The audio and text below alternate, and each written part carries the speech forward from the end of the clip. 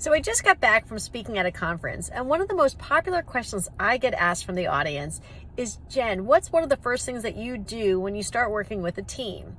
And well, there's a lot of things that I do, but one of the key things that I absolutely do first is I have the team lay out all of the functional areas of their business, everything from marketing to sales to, if they have logistics, it could be customer advocacy, onboarding. I want to understand what are all the functional areas of your business. And then once we're clear on what the functional areas are, then I ask the second question: who owns that area? And a lot of times I might find that they have two people who so-called owns that area. And that doesn't work, because when you have two people owning something, that essentially means you have no one owning it. So we'll go through and we'll list out all of the areas and and then we want to be very clear on who are the functional owners of those areas. And there are times where I might ask a question like, well, who owns customer advocacy? Who's advocating for the customer? And a lot of times we have no one, because no one focused on it. And that's okay too, that we have no one, but obviously we need to fix it.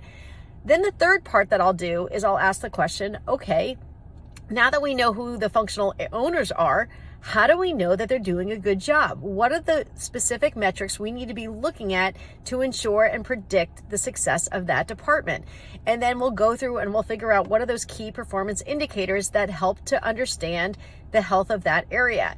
And once the team starts to understand what those metrics are and we start creating a dashboard to start tracking it, that's when magic happens, because then we can understand how this company is doing. I find so often, it doesn't matter if you're doing $100 million in revenue or 50 or 1 million. I find that most companies don't have a correct dashboard. So once we understand and we start creating that dashboard and we start measuring it, then we can truly manage this business and we can start to make decisions and we can start figuring out how to scale this company from there.